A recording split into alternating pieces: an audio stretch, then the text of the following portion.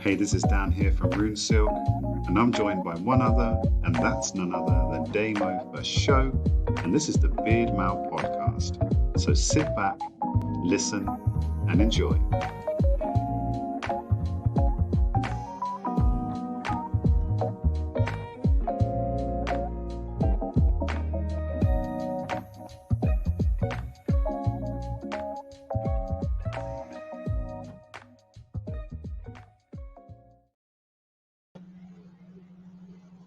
On my own. Oh, that's dangerous. Damo's left me. He's left me on my own. It's a scandal.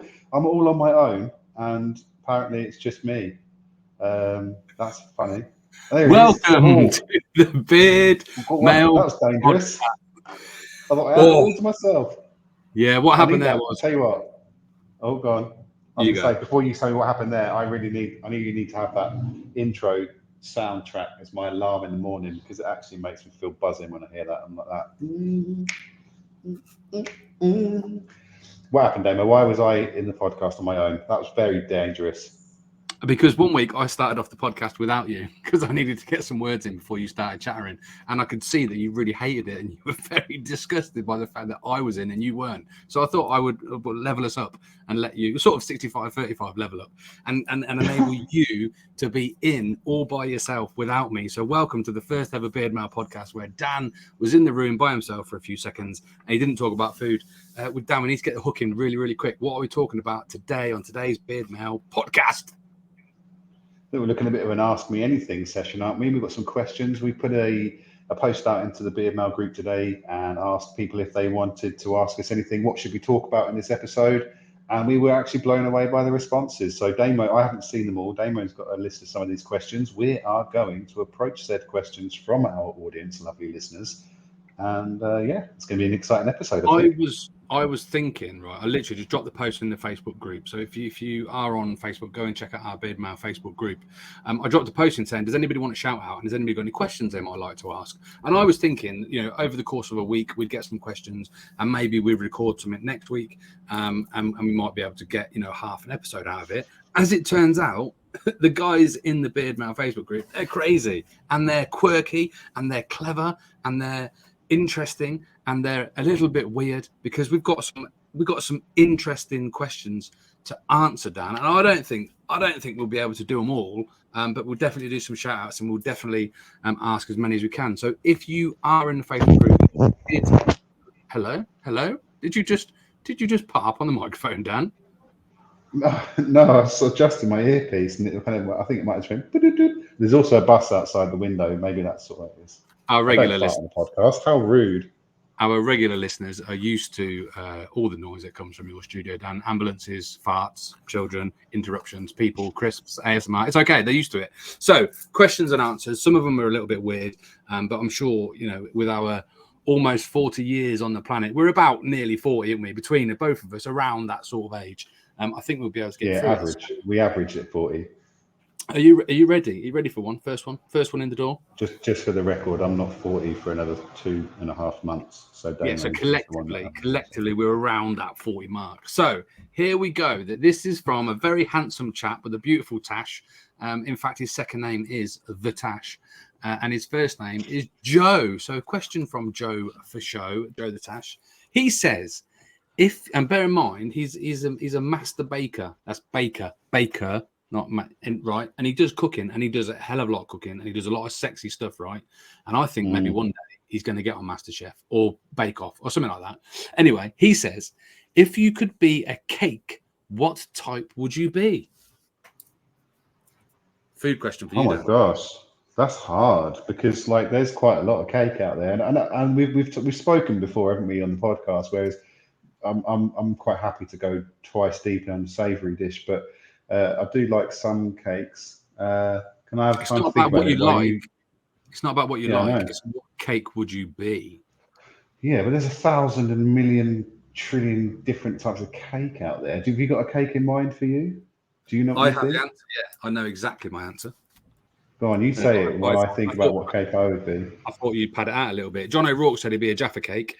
Joe, nice. hang on, Scott Harris. Oh, Scott says he would have been a homemade orange and lemon cheesecake with a ginger biscuit and a chocolate hobnob crushed base. Scotty Harris just he went deep. Yeah, nice. Okay, so this is what I need. I needed some inspiration because otherwise I could just say vanilla sponge, but I'm not that boring. So did anyone say vanilla sponge? If they did, I'm sorry, I take that back. I didn't mean to offend anyone. Damo, yes, what are you, a chocolate roly-poly? 700 people in the group said they would be vanilla sponge, Victorian sponge. So that's you offending everybody. No, I do you know what cake I would be? I would be one of Joe's cakes. Have you ever seen Joe's cakes? They look amazing. They do look absolutely outstanding. Do you know what? I'd be a birthday cake. Because I bring the party. Tell me more. Tell me more. Just because I bring the party and I'm all like candles and that. Such a shit reason. Because you're on fire. No, yeah, because I'm on fire. No, I think I would like to say that I am a birthday cake with a nice bit of fondant icing on. However, you don't know what the internal of the cake is until you cut it. So I'm a little bit of a surprise. I like it. Do you know what the answer of ChatGPT would be? There are 17 million cakes. It is almost impossible to pick just one. Are you ready? In my ChatGPT voice, it's not possible for a person to be a type of cake, as people and cakes are different things. However, and made of different substances. If you are asking makeup, if I haven't finished it, Dan, if you're asking which type of cake would be the best one for you, that would be subjective and depend on your personal taste preferences. There are many delicious types of cake, such as chocolate, vanilla, carrot, red velvet, and more. Each type of cake has its own unique flavor and texture, so it's hard to say which one is best without knowing your specific preferences. There we go. Oh, that's actually a thing you've asked it. I thought you were saying that's what ChatGPT might have said, but you actually asked it. I did on the sly. So yes, I would be a Joe the Tash cake because they're beautifully decorated. They're made with love. They get, stroked by his fair hand.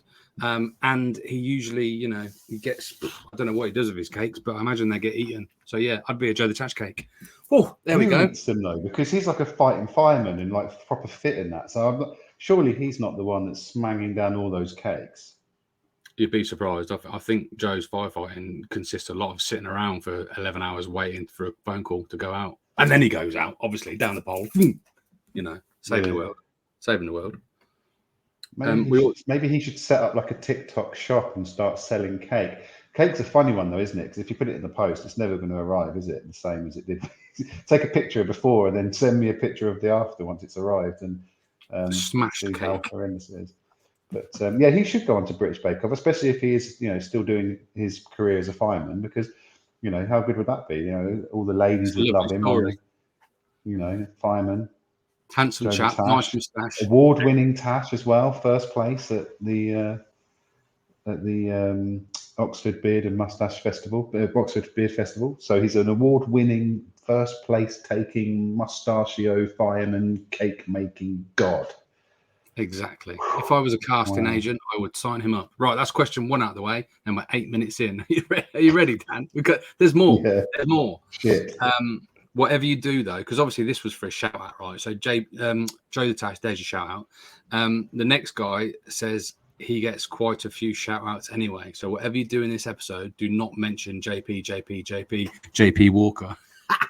Too late. I've done it. Next question, Adam Ashburn. Hello, Adam. He says, tell us about the time you met David Goggins in a hotel hallway and what transpired thereafter. Well, I'll take this one on, Damo, because it'll be really quick.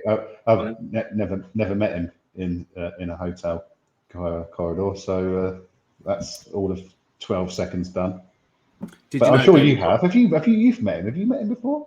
I have met my mate Dave, and he actually talked about me once on Instagram, which was a massive accolade and a very shameful moment actually in my life, because I ended up having a sit-up competition with him in the hallway on the 5th floor of a London hotel with his missus.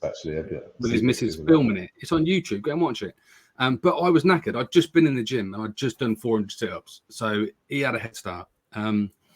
And I've just started listening to his books again. He's brought out a new book recently, so I listened to it and I thought, you know what, I'm going to listen to his first book again.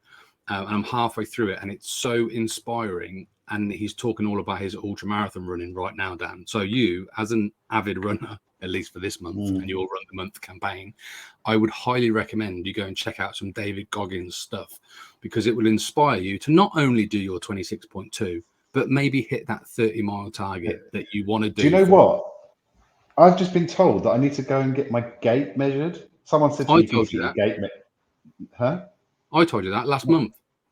Oh, no, I don't remember you saying anything. I remembered that. So I just come into the office and I was talking about the running. And one of the girls in the office says, oh, you need to get your gait measured. I was like, I beg your pardon. She's like, your gait measured? She's like, have you got running shoes? I was like, yeah, I've got some bad swag Nike running shoes. She's like, yeah, but you need to get your gait measured. And I was like, okay, I'll do that. I thought just getting some bad boy Nike trainers, actual Nike running shoes would do the trick, but apparently I need to get my gait measured. Has she filled you in on where to do this? Decathlon and other places are available to do it for free, apparently, and you can try on shoes and stuff, and then they measure you running. So I need to do that. It's a bit late. I've already knackered my knee in week 2 of my run a month. So yeah, I should probably get my gait measured. They pop you on a treadmill and they film your feet and how you walk and your style, and it's all about whether you lean outwards or inwards and where and how you go, and then they give you the sort of shoe that supports you where is necessary, best for your style of running.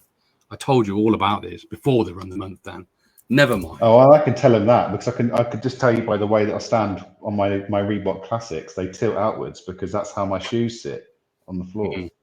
Don't blame your shoes. It's your gait. Gait. When they said you need to get your gait measured, I was like, I don't even know what that is. What is that? What is the gait? Is this a magical realm that I need to pass through to get the right pairs of shoes? No, you're spelling it wrong. It's actually spelled G-A-I-T. Okay, yeah.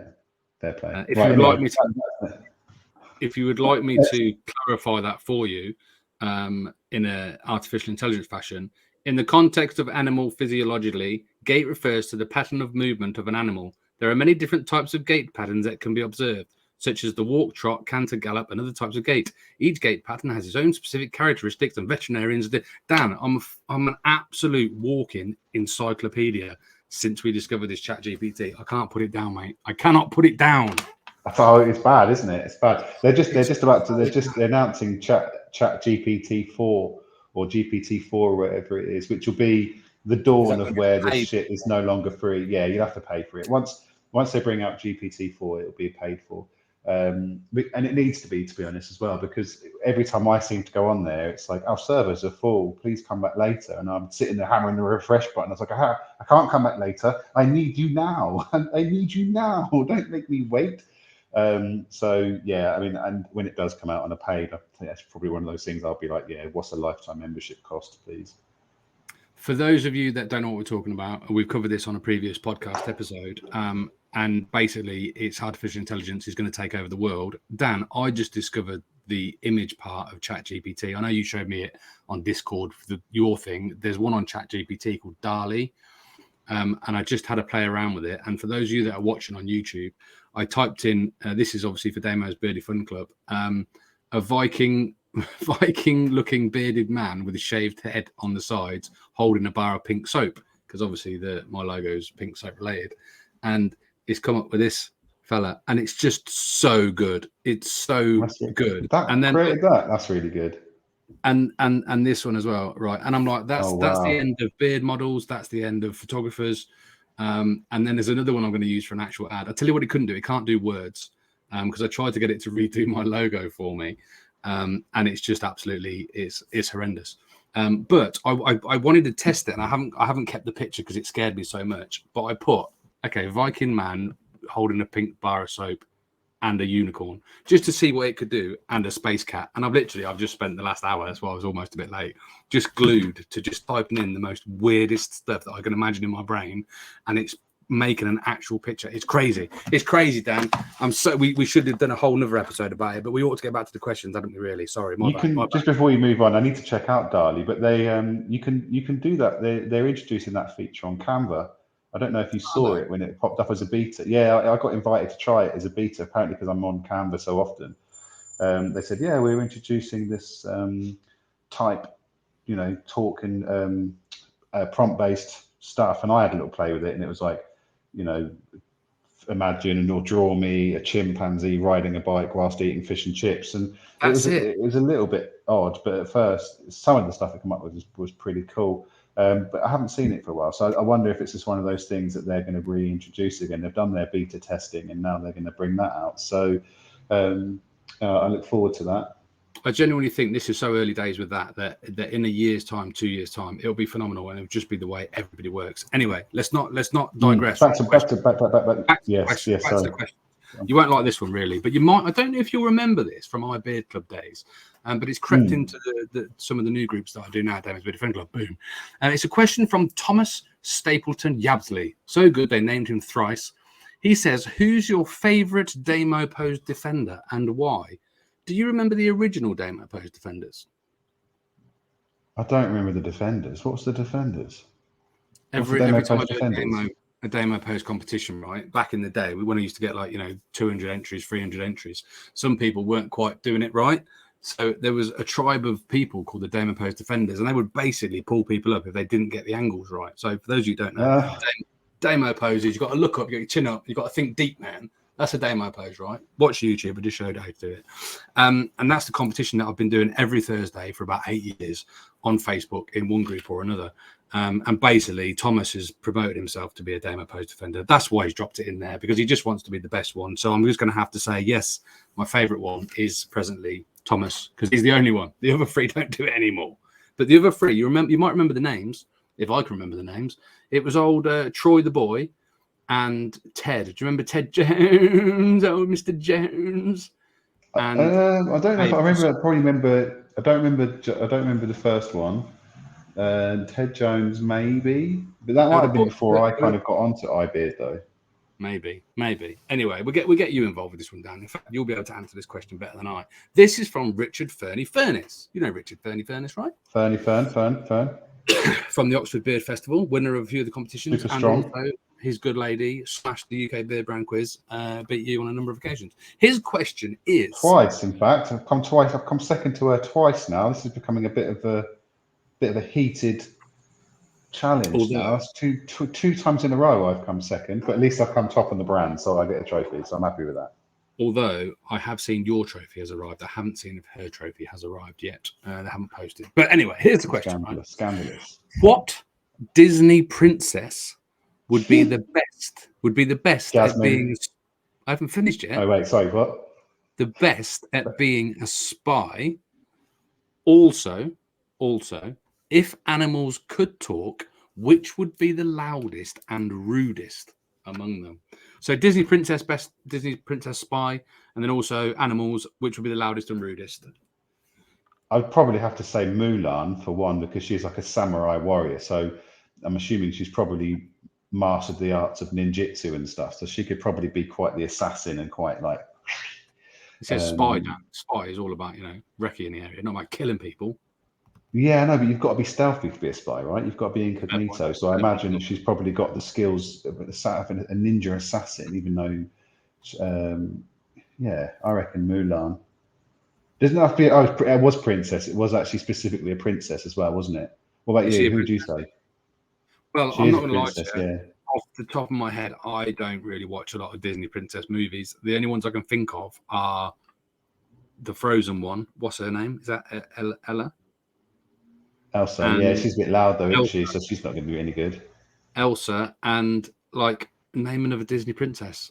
Is Snow White a princess? Is that Disney? Mate, I was going to say, all you have to do is look to all the old fairy tales. Disney just literally just beautified fairy tales. So Snow White, Sleeping Beauty, that's about all I got. Cinderella, they're all set fairy tales. So I'm going to have to say, look, I'm not up on my Disney princesses. So what I'm going to do is I'm just going to speak to ChatGPT. Actually, I'd say Sleeping Beauty would pretty much have it, because she could just pretend she's Kippin, right? No, she's not even really asleep. She's just spent the last 10 years spying. She's just like, if I just lie here with my eyes closed long enough, they'll think that I'm putting some kind of curse. But really, I'm just like Alexa. You think I'm dormant, but I'm not. I'm sitting there listening to every single thing that you're saying.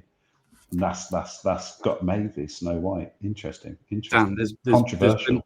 there's been a historical moment in world history that's happened right now.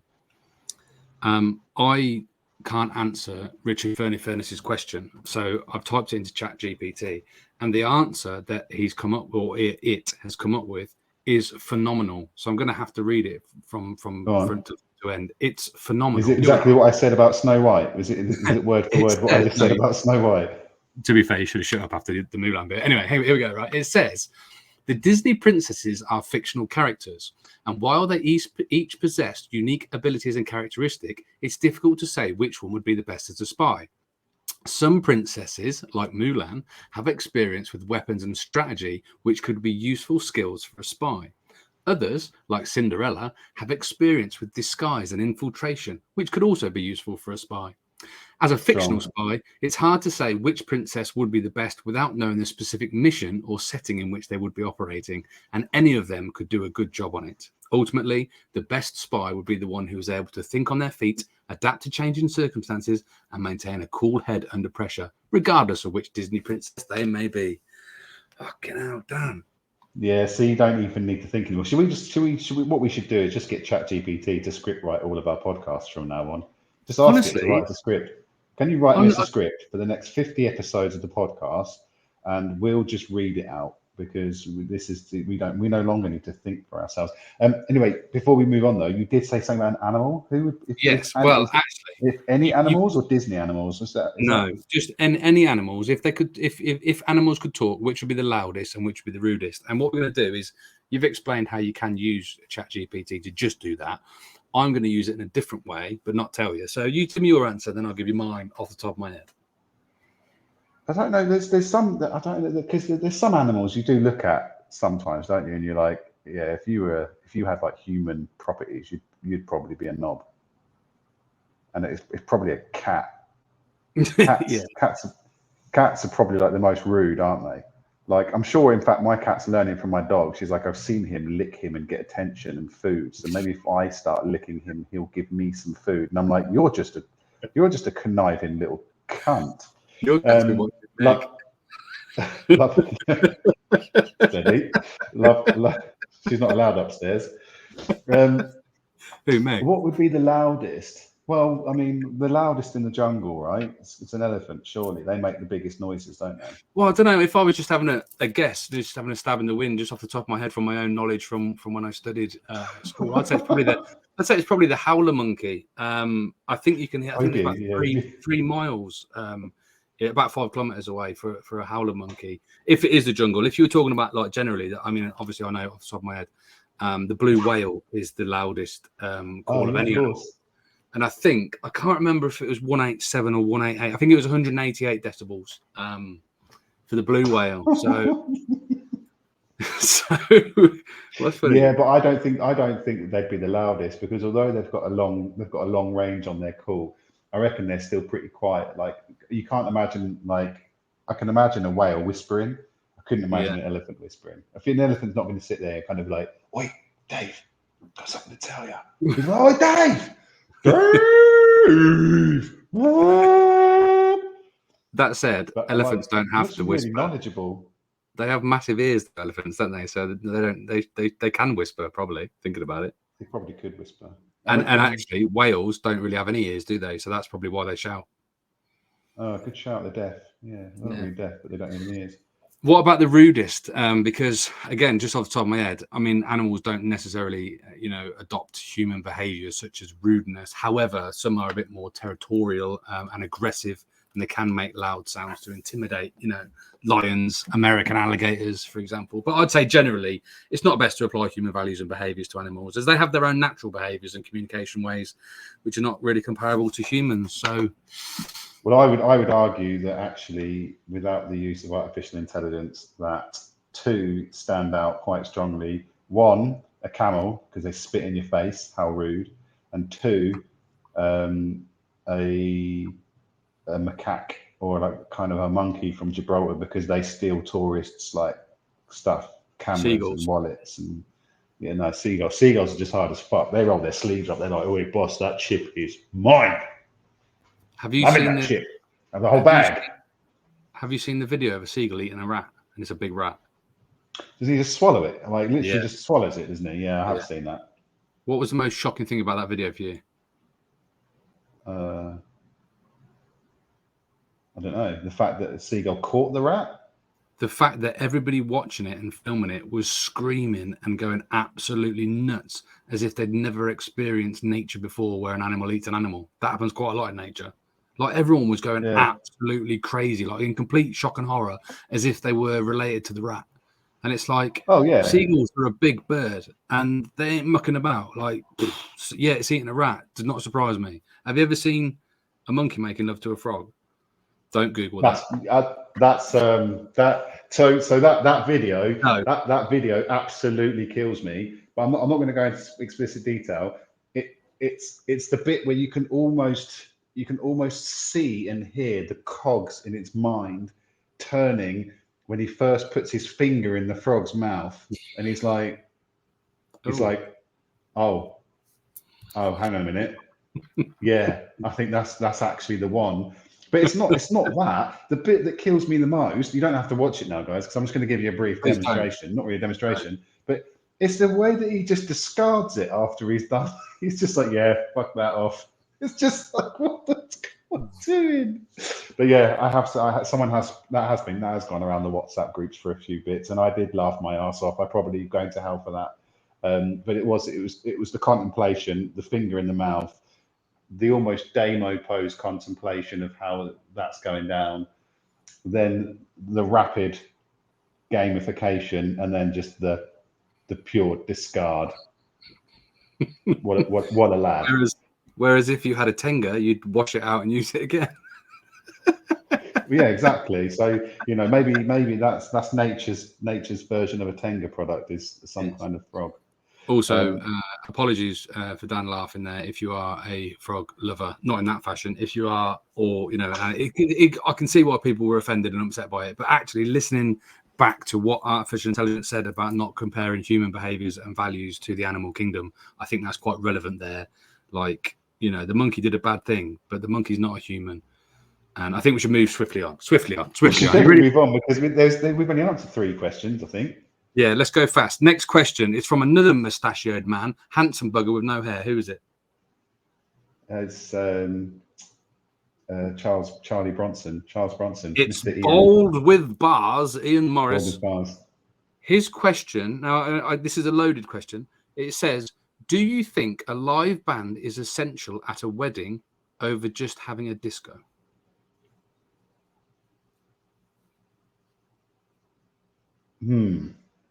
I think it's subjective. I think a live band is pretty cool. Like, if you absolutely, but I think it depends on the vibe you're trying to create, right? If you're kind of a young party clubbing scene, maybe if you turn in the live band once they've played, then disappears and the DJ comes out later for some absolute floor bangers. But yeah, I think a live band kind of sets the scene, sets the mood, looks pretty cool as well as aesthetics go. Is that a plug? Is he trying to get more business to do more weddings? I'm not even sure the name of his band. Head Honcho, available for weddings. Yeah. www.bookusnow. He's got a gig actually in Telford in April, which I would like to try and get some of the DBFC boys along to, because he's not a million miles away, Telford, and I'd like to go and see him do his thing because he is a cool guy. And my personal opinion is they're different things really, aren't they? Like you say, a DJ can play a wider variety of tracks and styles and that, which are important for getting people dancing when they've had a few scoops. But I think a live band is good for sort of, engaging the audience and tapping your foot, and also different times as well, like a little bit of a live band on a bit earlier, disco for later on in the night. But I haven't nothing worse though, really, is than paying out for a live band and then everyone's just sat watching, just observing the band. Has that happened? Have you got experience of that? Was it because the band were not good, or was it the wrong time, or not enough beers, or what? What's going on? Because I imagine a combination. Bit of all that. I imagine when Ian plays, he gets them all up and rocking, and there is talk of them needing wet floor signs and stuff because it's that good. But I've seen the videos he posts on Instagram, and he does look really fun and engaging audience, a really fun and engaging band, and a really good stage presence. And I think that's the important thing. Like seen quite a few people like, and not knocking sort of, you know, the typical wedding singer cover band types. But I've seen some that, you know, people just sit and watch, and it's just like, I think the band has to be fun, not and just like good at cool. singing. Yeah, with a Cool good mustache and a fireman or ex-fireman at that. Yeah. A So former person. this one, I like this. This is very much the style of. Did you ever watch Extras with old Brenty? Ricky Gervais. They used to play a little game, him and his co-star, and quite a significant part of the last series, actually. She asks about a penguin who can fly or something else. But anyway, this is from Chris Hughes. Big up to Chris Hughes. He says, would you live in a world where Transformers are real or Teenage Mutant Ninja Turtles are real? So which would you prefer? To live in a world where Transformers are real or Teenage Mutant Ninja Turtles are real? And then there's a side question which we'll answer after that. Transformers or Teenage Mutant Ninja Turtles? They're a real thing, Dan. Which one? That's quite a hard one, because depending on how deep you go. I know we haven't got time to keep going too deep on these questions, but Teenage Mutant Ninja Turtles, yes, would be cool. But like, if they're in Manhattan and I'm still in the UK, I'd never know. I see. I'd never see them. Yeah. So it wouldn't really affect me. Like, great, they're in a sewer in Manhattan, awesome. However, the thought they would probably have a wicked TikTok.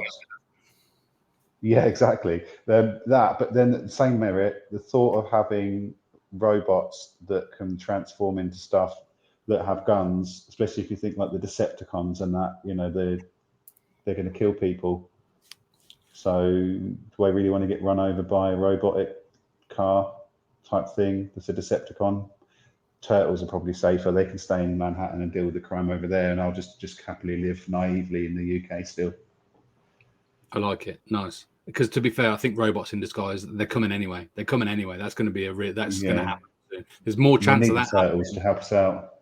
Yeah. So I think I would go with the Teenage Mutant Ninja Turtles as well, only so I could go in and check out Master Splinter and probably not challenge him to a fight because he'd be really good, but he would be really good. Have you ever seen them Instagram videos where they get like a professional basketball player and then make them look like they're about 90, or a weightlifter and they make them look really old and they just diver onto the court? Or footballers, I think they've done it with Messi or Ronaldo actually.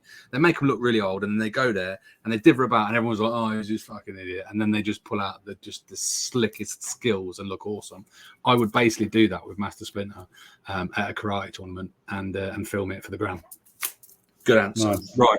Side question from Chris. Thanks, Chris, for your side question. 2 for the price of 1. Which turtle? Well, it says which transformer or turtle would you be? But I think as we both picked it, we should probably pick a turtle. Which transformer or turtle would you be, Dan? I don't know, because they've all got their own. They've all got their own sort of merits, haven't they? I think most people kind of either pick Leonardo or Michelangelo, don't they? Because Michelangelo was like the cool dude. Raphael was a bit of Raphael was a bit of a moody knob. Donatello was the smart one, and Leonardo was obviously the leader. So I don't know. I'd probably go for something like Donatello, because he'd just utilize ChatGPT and AI now and just do all sorts of cool shit. But bear in mind, and he was the best character to use for his staff as well. On the old Nintendo game, he was the best one for his staff to take out Bebop and Rocksteady. He just sat on the platform, just hammered down with the staff, and couldn't get you. It's great.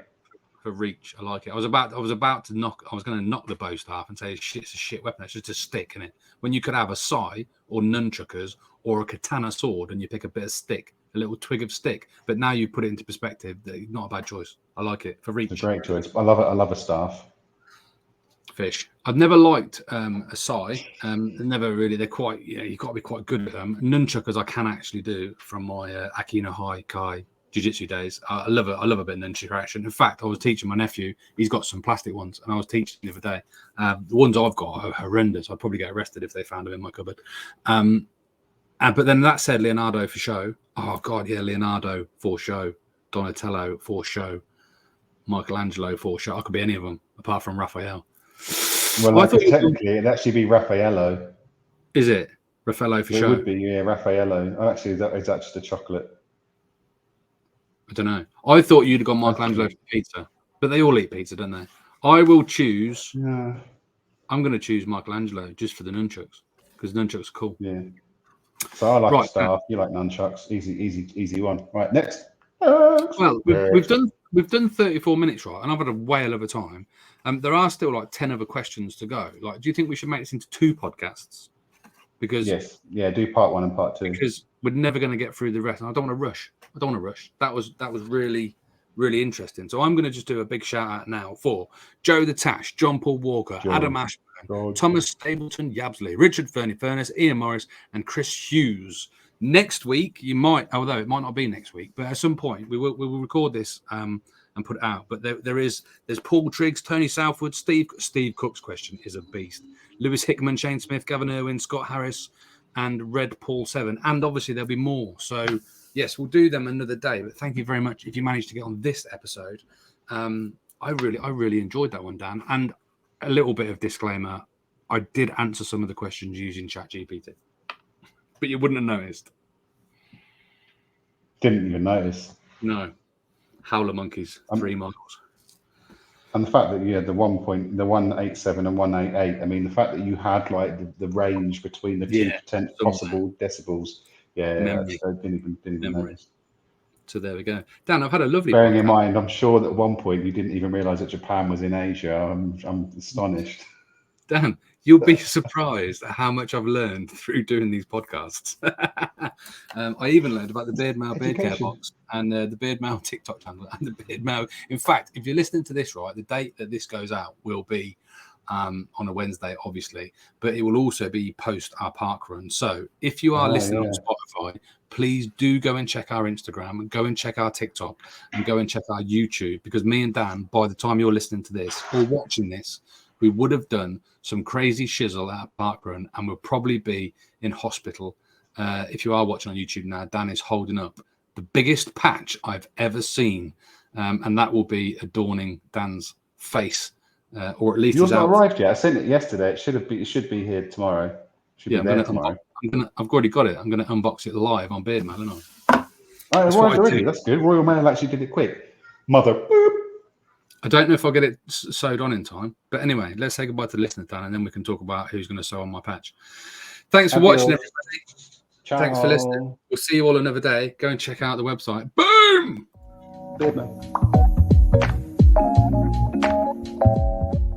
Thanks for listening or watching the Beardmail podcast. We have new episodes dropping at 07:30 a.m. every Wednesday in UK time. So we thank you very much for watching. Check us out on www.beardmail.co.uk for everything that's new and happening soon. Thanks for listening, guys.